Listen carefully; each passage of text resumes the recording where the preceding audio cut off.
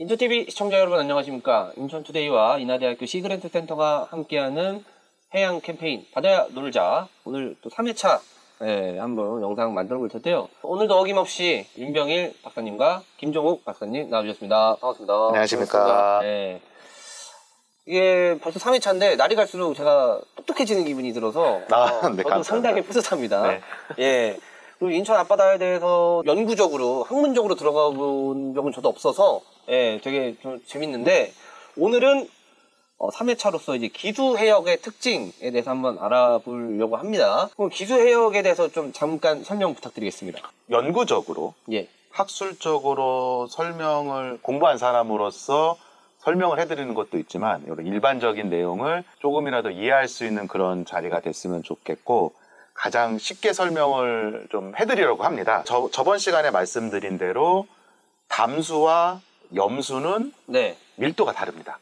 밀도가 다르다 보니까 담수는 위쪽으로 올라가고 염수는 밑으로 가면서 두 물이 이렇게 순환 구조를 형성을 하게 되고 이런 것들이 조석이라든가 이런 물리적인 흐름에 의해서 섞이게 됩니다.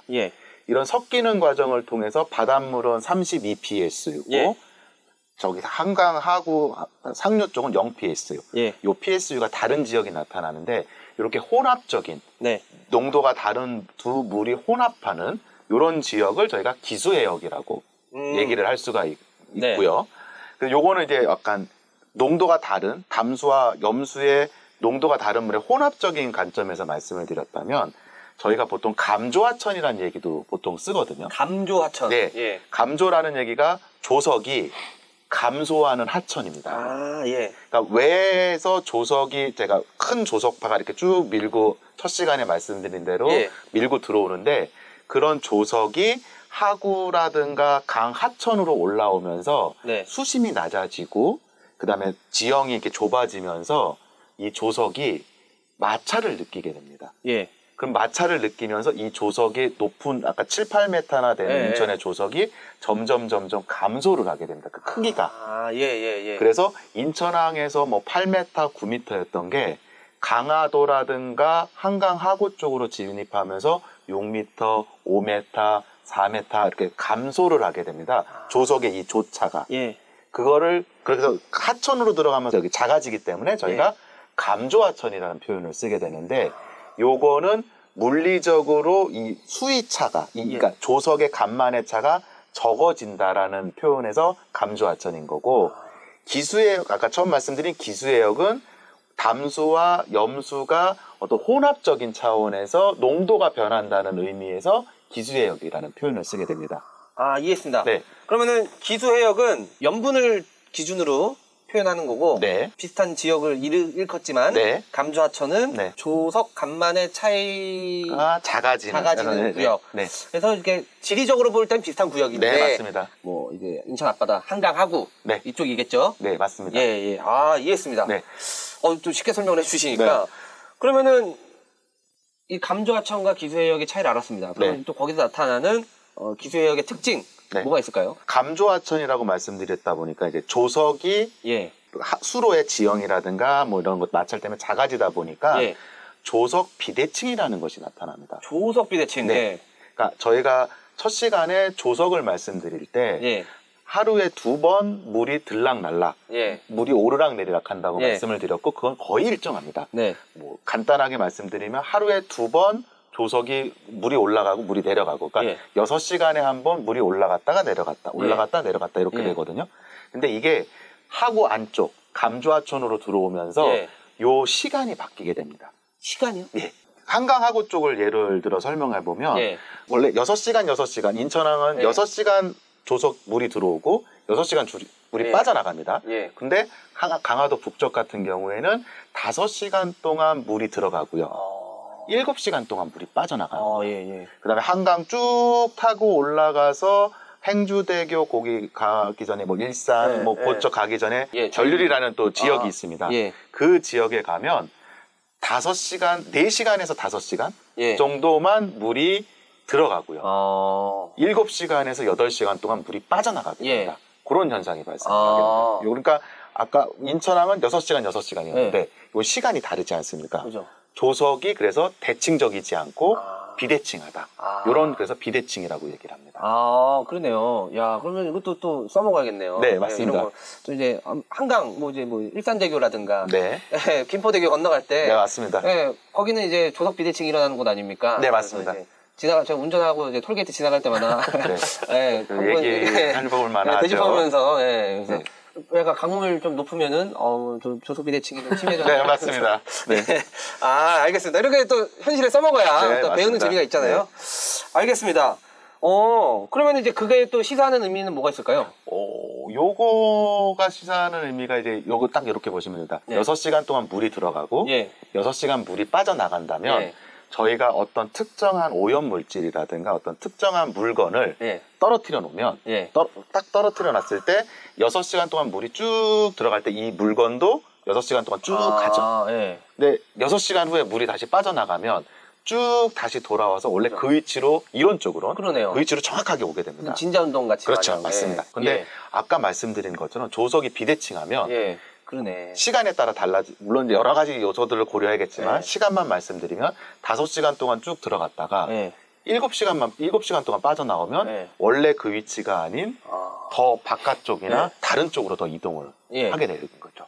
그러면은 여기서 이제 뭐 예를 들어 육상의 오염 물질이라든가 뭐 안 좋은 뭐 쓰레기라든가 아니면 뭐 퇴적물이라든가 뭐 여러 가지 뭐 꼭 나쁜 것들은 아니더라도 그런 물질들이 상류 쪽으로 이동을 쭉 하다가도 시간이 더 오랫동안 나온다면 바깥쪽으로 이동을 더 할 수밖에 없게 되는 거죠. 그래서 소위 육상에서 버린 쓰레기가 오염물질이라든가 안 좋은 것들이 인천 항 앞바다라든가 이런 쪽으로 올 수밖에 없는 이유가 그런 비대칭성 때문에 계속 못 들어가고 더 나오는 게 더 많다고 그런 현상이 나타날 수 있습니다. 그럼 해양 쓰레기가 막 망망대로 더 흘러가게 되는 경우가 생길 수도 있겠네요. 근데 이제 근데 왜 바깥쪽은 비대칭하지 않기 때문에 그렇구나. 어느 정도까지만 나가고 그게 뭐 방망대까지 일부는 나가는 게 있을 수 있겠지만 완전 나가진 않고 어느 공간 안에 머물 수밖에 없는 거죠.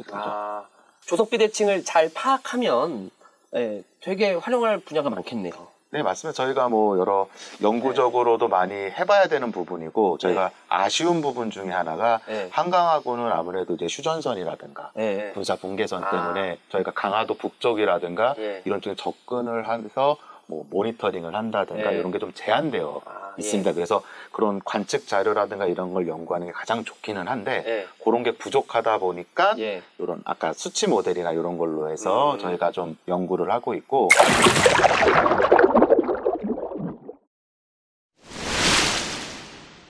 그러면 뭐 이제 인천에서 이런 기수해역이라는 곳이 한강하구 외에도 뭐 이제 임진강, 예성강 뭐 이런 거를 다 아울러서 이제 그 한강하구를 다 표현하시는 거죠? 네, 맞습니다. 한강, 그러니까 기수라는 것 자체가 염수와 담수가 섞이는 지역이다 보니까 뭐 예를 들어서 한강 쪽에서도 섞이는 부분이 있을 거고 임진강 쪽에서도 섞이는 거고 예성강은 이제 북한 쪽이긴 하지만 그쪽도 분명히 섞이는 부분이 분명히 있을 거고요. 그 다음에 지금은 인천 같은 경우에 뭐 연안 개발이라든가 이런 걸로 해서 좀 해안선이 좀 막아갖고 했지만 뭐 저기 소래 쪽이라든가 뭐 인천에도 여러 하천들이 옛날부터 존재를 했었는데 그런데도 다 어떻게 보면 공간적으로는 작을 수 있지만 다 기수역이라고 볼 수가 있죠. 그렇군요. 그러면 이게 그거 관련해서 또 뭐 연구하신 게 있다고 들었는데 어떤 내용일까요? 김종욱 박사가 이제 뭐 자세히 설명하겠지만 저희가 그 아라뱃길 있지 않습니까? 아라뱃길. 거기가 이제 한강 쪽에서 이렇게 해가지고 수로를 만든 거다 보니까 거기도 이제 한강에서의 담수가 빠져나오는 그런다 보니까 거기도 담수와 염수가 혼합되는 지역이지 않습니까? 그때 우리 첫 번째 시간에 뭐 시와호 맞습니다. 막았다 푸는 것처럼 그런 걸 또 모델링 연구를 하셨군요. 네, 맞습니다. 그래서 어떤 내용이에요? 그래서 지금 인천해역 같은 경우는 이제 자연적으로 한강을 통해서 민물이 나오는 그런 여연도 있지만 그 배수관문을 통해서 민물이 나오는 경우도 아주 많이 있어요. 특히나 이런 인공적인 인위적인 이런 구조물, 해양 구조물로 인해서 나오는 그런 민물들이 그 인천 해역 앞바다에서는 상당히 영향을 많이 주고 있습니다. 이런 부분들은 송도도 있고 인천 신항 앞바다도 있고 그 다음에 지금 대표적으로 보시는 그림은 이제 경인항 예, 그 아라뱃길 경인항, 예. 여기도 이제 배가 왔다 갔다 하는 예, 그죠. 항만이 있는데 예. 이 지역에서 보시는 이 오른쪽 그림이 이 시뮬레이션 결과에서 서해 배수관문을 열었을 때 네. 이런 민물들이 바깥쪽으로 예. 아래로 쑥 내려올 수가 있다. 그런 부분들이 누적되다 보면은 기존의 서해 배수관문에 이런 민물 방류가 없을 때에 비해서 예. 이 염도가 낮아지고 예. 그럼으로써 수직적으로 그 혼합될 수 있는 예. 위치들이나 아까 임별 박사님께서 얘기하셨던 마찰을 느끼는 정도가 예. 국소적으로 달라질 수가 있어요. 특히나 이 경인항 앞바다에서는 영종도와 강화도 예. 사이에 큰 물길이 있기 때문에 예. 이런 부분들이 조금 염의 이동이라든가 담수 확산 범위라든가 이런 부분들이 크게 영향을 받아서 예. 생물학적으로도 유기물들이 어떻게 이동되는지 예. 그런 게 영향을 받아서 좀 지역적으로 다르게 발생시킬 수 있는 기작이 될 수 있어요. 아, 그런 걸 연구하셨군요. 네. 갑자기 궁금한 게 생겼는데, 예. 여기 어쨌든 여기 보이는 이 부분이 네. 어쨌든 준솔도 투기장이잖아요. 네. 새로 조성된 땅이잖아요. 네. 그럼 이게 생김으로써도 무슨 영향들이 그 기수해역의 해류나 염분의 영향이 네.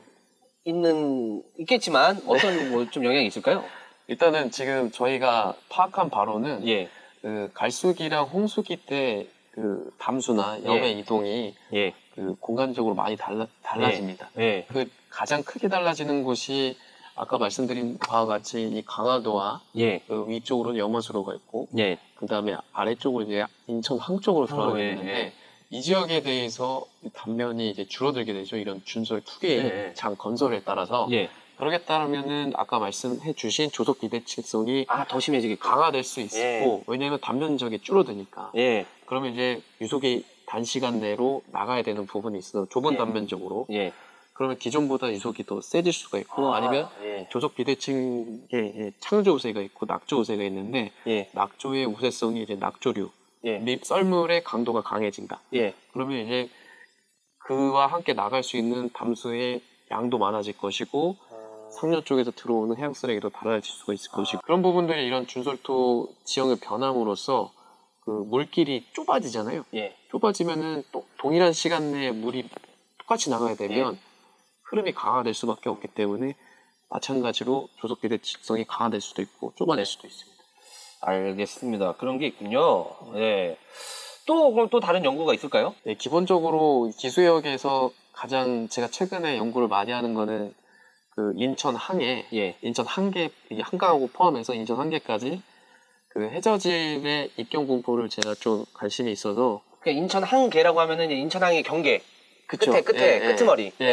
영종도 약간 그 북항하고 위쪽까지 들어지는 건데, 아이러니하게도 이 서울에서 가장 가까운, 수도권에서 가장 가까운 해역임에도 불구하고, 상대적으로 그 해저질의 분포가 어떻게 되어 있는지. 해저질. 네. 그 공식적으로 리포트된 게 그렇게 많지는 않아요. 왜냐하면 이제 최근 들어서 기온이 이상 기후라든가 기온이 올라가고 가구가 증가하고 그로 인해서 민물이 더 많이 내려오고 그런 일련의 관련성이 복합적으로 발생하는 지역인데 이런 해저질도 마찬가지 느낄 수가 있단 말이에요. 그러면 이제 해저질은 되게 중요한 게 결국 그 생물학적인 저서 생태계의 분포를 결정하는 가장 중요한 인자 중에 하나입니다. 해저질이라는 게 그 퀄리티의 질 말씀하시는 그 퇴적물 안에 이제 지화학적인 요소도 있지만 제가 해저질 중에서도 그 입경 사이즈 예를 들어 뭐 뻘이 있냐 아니면 모래가 좀 우세하냐 이런 게 공간적으로 달라요.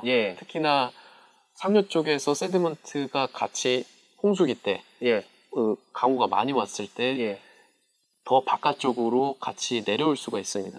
부유사들과 함께 물속에 섞여서 그러면 이제 물이 어디까지 확산됨에 따라서 걔가 가라앉게 되면은 이제 해저 지형이 완전히 바뀌게 돼요. 그리고 이제 기존에 왔다 갔다 하는 조수간만에 의해서 생기는 조류에 의해서 조간대에 또 흘러갈 수도 있고 아니면 조간대에서 다시 항만 쪽으로 들어올 수도 있고 그런 연구가 이제 요즘에 좀 이슈가 돼가지고 좀 주로 하고 있고 이게 생태랑 뭐 아니면 이제 지학하시는 분들 하고 밀접하게 연관이 있기 때문에 이제 그 조간대나 이렇게 대한민국에서 가장 넓게 퍼져 있는 인천 한계 앞바다에서는 상당히 중요하기 때문에 그런 연구를 주로 하고 있습니다. 특히나 강호랑 최근 연구를 통해서는 강호요?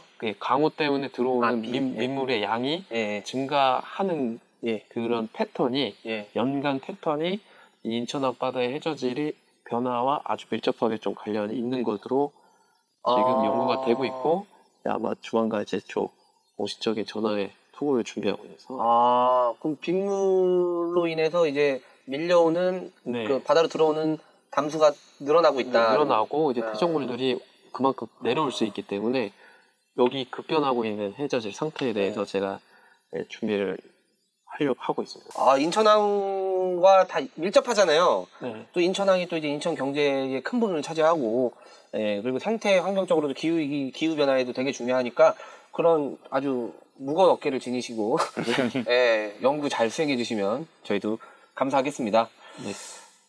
네, 뭐 이제 더 할 얘기 있으실까요? 일단 기수해역이 상당히 생물학적으로나 저희가 살고 있는 그 사람 인근에 많기 때문에 조금 더 지금보다는 조금 더 많은 관심이 필요한 상황이고요. 이제 인천항도 항만과 더불어서 간척 매립지라든가 이런 게 상당히 이슈가 많기 때문에 이런 기수해역의 모니터링과 해양 특성을 정기적으로, 주기적으로 관심을 가지고 저희가 연구나 아니면 이제 일반 어민분들이나 이런 홍보가 좀 필요하다고 생각합니다. 뭐 이제 마지막에 다시 정리해드리자면 기수해역은 처음 듣는 분들도 꽤 있을 거예요. 솔직히 저도 여기 맞아요 서해 분야 취재하는 기자로서 조금 알게 됐던 단어였어가지고 처음에 기자 초년생 때 어쨌든 바닷물과 이제 강물이 만나는 구역. 쉽게 생각하면 저희가 풍천장어 있잖아요. 풍천장어. 거기 이제 저희 기수해역에서 이렇게 잡는 장어, 키우는 장어를 풍천장어라고 하는 거잖아요. 장어 먹고 싶네. 어쨌든, 먹는 걸로 얘기를 해요. 그 풍천장어가 이렇게 잡히는 곳입니다. TMI였고요. 오늘 바다에 놀자 3회차로 기수해역에 대해서 이야기해봤고요. 다음엔 또 더 알찬 주제로 인천 앞바다에 대해서, 한강 하구에 대해서 이야기해보겠습니다. 감사합니다. 고맙습니다. 고맙습니다.